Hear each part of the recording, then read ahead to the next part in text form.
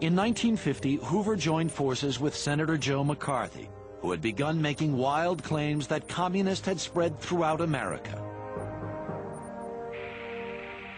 Even if there are only one communist in the State Department, that would still be one communist too many.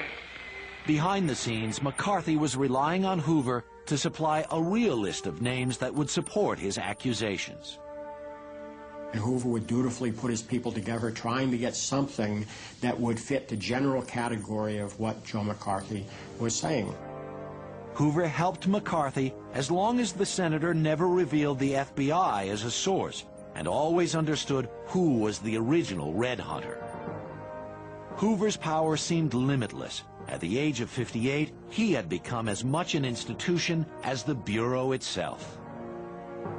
Hoover's nemesis in the White House, Harry Truman, was finally replaced by an ally when Dwight D. Eisenhower took office in 1953.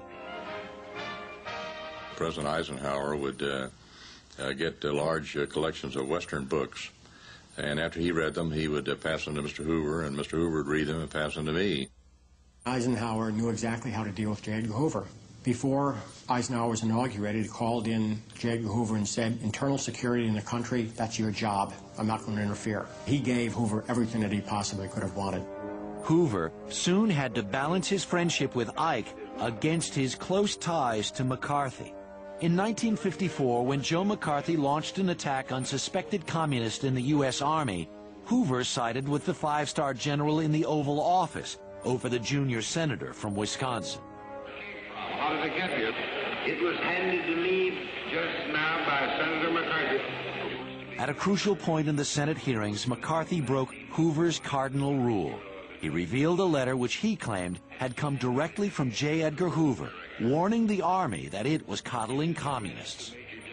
The Senate committee wrote to Hoover asking if he had indeed written the letter. Mr. Hoover has examined the document and has advised me that he never wrote any such letter.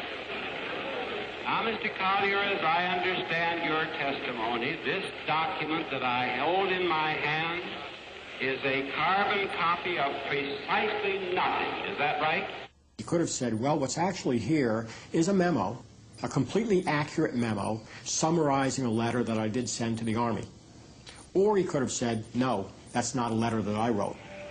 He had a choice to make. I don't think that Hoover gave it a second thought. Hoover had withdrawn his support, effectively ending McCarthy's career and yet again preserving his own.